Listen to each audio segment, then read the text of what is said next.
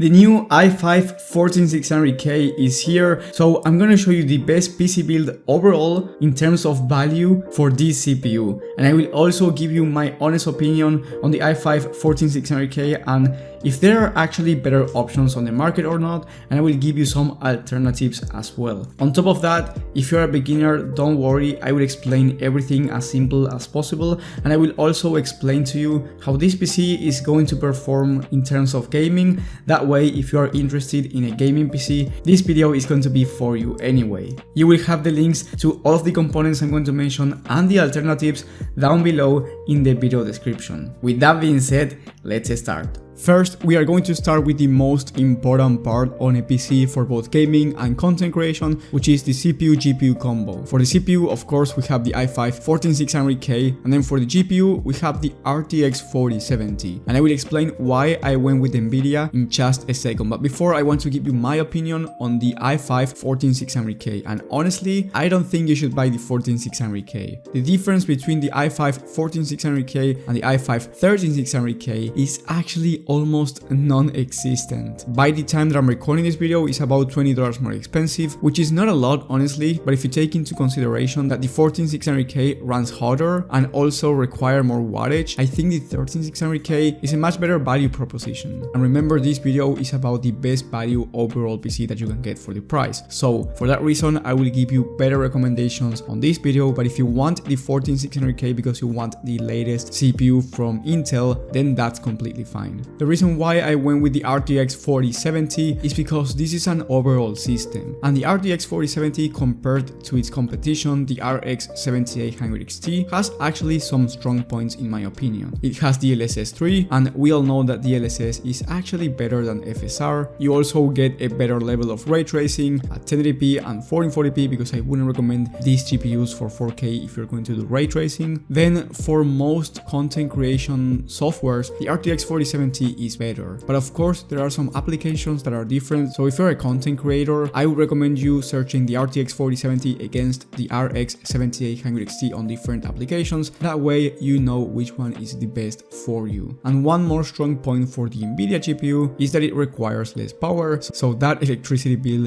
is going to be cheaper if that's something that you care about. In my opinion, the best value for gaming is the RX 7800 XT because it has a slightly faster rasterized performance, is cheaper, and it has more VRAM, which makes it better down the line, especially at 4K resolution. But if you want an overall balanced system, I think the RTX 4070 actually makes sense because the price difference is not that huge. The RTX 4070 on a 13 game average at 1440p was able to get an average of 126 FPS, which is a really high number for 1440p resolution. So we can say that at this resolution, the RTX 4070 will have no issues when it comes to gaming. And if you want to play easier to run titles or more CPU demanding titles, the 14600K is amazing for gaming, so games like CSGO, Valorant or Fortnite, these type of titles, you will be able to run at 240 plus FPS on average, which makes it great if you want a high refresh rate 1080p or 1440p monitor. Then the 4070 on that same 13 game average at 1080p was able to average 175 FPS, which is a lot, especially considering on this test, some of the games were actually high demanding and they were tested on high to ultra settings as well. And then at 4K, the average was 70 FPS, which is above 60 FPS at the end of the day, so you can play at 4K with no issues. And if you turn on the upscaling DLSS, you can actually have a nice 4K experience. But even with rasterized performance, you can run 4K with no issues depending on the game and depending on the settings. Now, I will give you another recommendation which is better in terms of value in a second, but before I want to explain to you the other components. For the CPU cooler, we have the Thermalright Frozen 240mm all-in-one liquid cooler, which is going to be necessary for this i5-14600K. As I said before, it runs hot and it requires power. And for the motherboard, we have the ASRock Z690 Extreme ATX motherboard. This one is a DDR4 motherboard, and the reason why I went with this one is because it's $140 and it comes with really good quality audio, which is going to be important if you're a content creator. If you really don't care about that, then you can go with DDR5 boards for about $20 to $30 more expensive, but then you have to add the DDR5 memory price as well.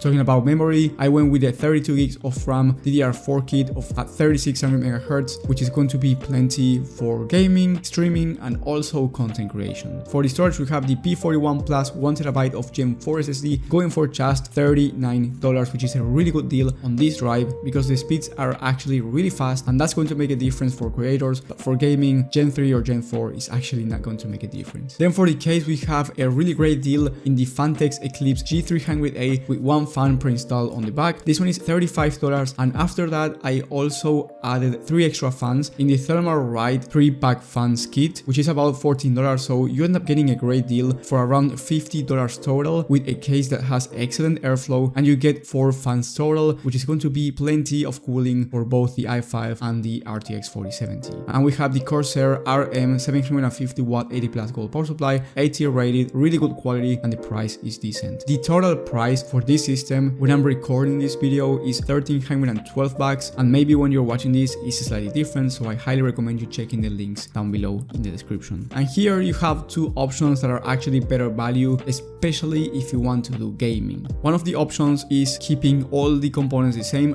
but the GPU, and you go with the RX 7800 XT, which is the better value in terms of gaming, as I said before, and the total price in that case will be $1,282. And then even a better value option is going with the i5 13600K and a different cooler while keeping the RX 7800 XT. The total price on this case will be $1,250, and trust me, you are not missing out on much better performance with the i5 14600K. And another thing that you can do is go with the i5 13600K and the RTX 4070 and get amazing performance as well. It's going to be a bit more expensive than the AMD option, but it is going to require less power, and in my opinion it is a great price to performance system as well. If you got lost, don't worry, in the description you will have all the alternatives as well. But to recap, in my opinion the best value PC has the i5 13600K and not the 14600K on it. And then in terms of GPU, I will recommend the 7800 XT if you just do gaming, and I will recommend the RTX 4070 if you want a better, more balanced overall system with the Nvidia features. And if you have a different budget, let's say you have around $1,000, or maybe you have a more expensive budget at $1,500, then you can get much better performance. In those cases, I highly recommend you watching my video on the best PC builds for every budget and every resolution for this month in the top right of the screen. And if you need personal PC help, you can ask me in the comment section, and I try to reply as much as possible, but you can also ask me for personal PC help on my website where I give you personal guidance. Thank you guys for watching, thank you for the support, and I will see you on the next one.